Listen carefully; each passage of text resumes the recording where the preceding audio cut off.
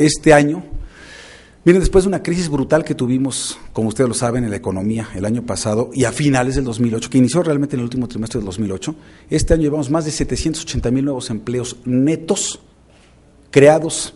Ya no solamente es recuperando los de la crisis, estamos 180,000 por encima del máximo histórico que había antes de que detonara la crisis. Son netos, con nombre y apellido, y todos en la economía formal, todos dados de alta en el Instituto Mexicano del Seguro Social. Y esto es un buen indicador, es un buen signo alentador. Miren, en el 95, pues muchos de ustedes apenas estaban haciendo sus pininos para empezar a estudiar, bueno, la primaria, ¿no? En el 95 la economía cayó 6.2%, pero el empleo cayó 8.2% en la economía formal, ¿sí? En cambio ahora cayó más la economía, que fue 6.5% el año pasado, y el empleo cayó el año pasado 1.3%. ¿Qué significó? ¿Qué funcionó? ¿Qué realmente fue? ¿Cuál fue la gran diferencia? La vocación del presidente Calderón de poner los recursos que tenía a su disposición para las medidas contracíclicas, para el programa de empleo temporal, para el Servicio Nacional de Empleo, para los programas de paros técnicos, y eso es lo que ha hecho también que México esté entre los 6 niveles más bajos de tasa de desocupación entre los países de la OCDE.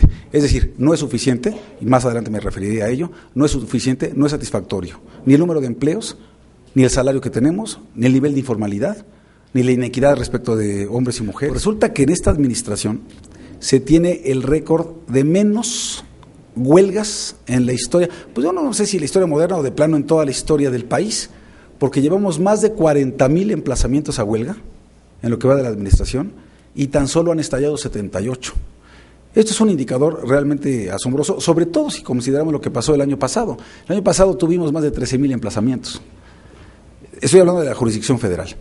Y apenas se registraron 19 huelgas.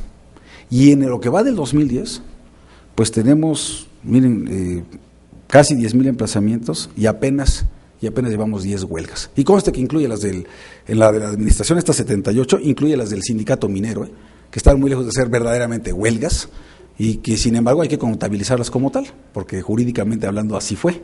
Sin embargo, estoy convencido que no era una huelga por razones laborales. Y esto habla muy bien del diálogo social que se mantiene en México, habla bien del entendimiento en sindicatos, entre patrones, y bueno, pues algo de labor de conciliación en nuestra secretaría.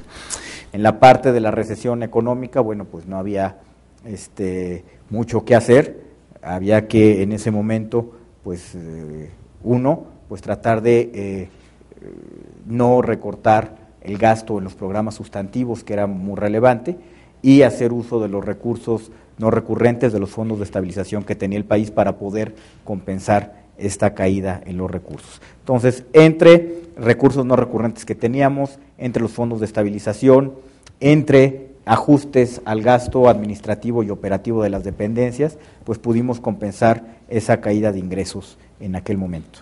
En aquel momento, estamos hablando de la segunda mitad del año 2009, pues vinieron muchas voces que nos dijeron que qué barbaridad, que lo que habría que hacer era endeudarse, que habría que echar a andar el déficit, que era lo que estaban haciendo en todo el mundo, y que con eso y con el apoyo y el impacto de la política fiscal podríamos contener la caída en la economía mexicana y de esa manera, bueno, pues evitar la debacle de la economía mexicana, que lo estaban haciendo en Europa, que lo estaban haciendo en economías muy reconocidas, pues de esta manera.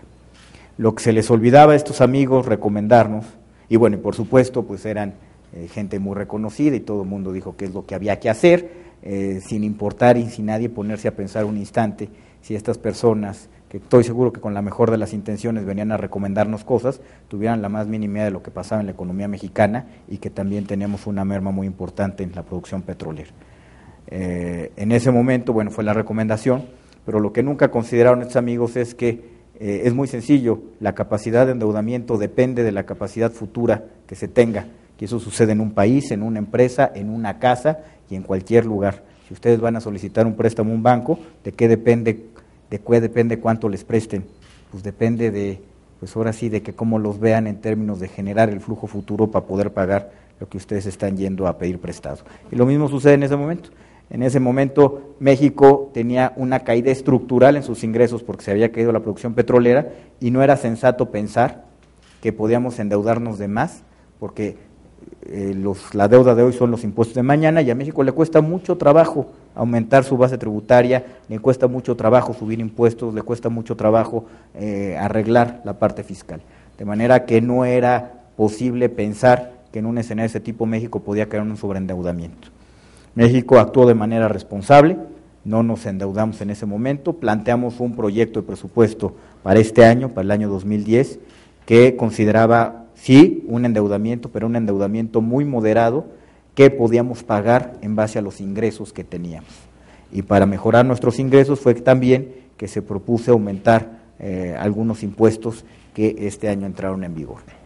Ciertamente, el crecimiento económico, por lo mismo tenemos que decirlo, ha sido insuficiente para generar las oportunidades de desarrollo que demandan los mexicanos.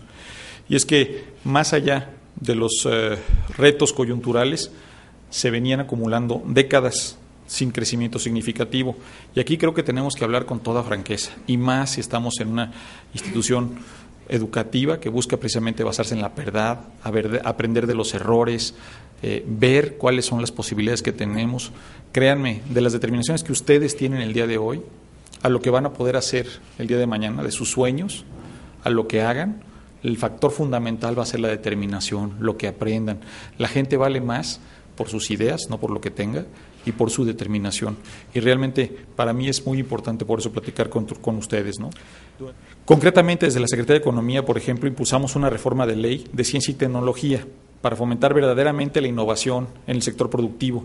Esta, como todos ustedes saben, es una transformación fundamental, porque no hay crecimiento económico sin innovación, ni tampoco puede haber innovación sin vínculos entre la empresa y ustedes.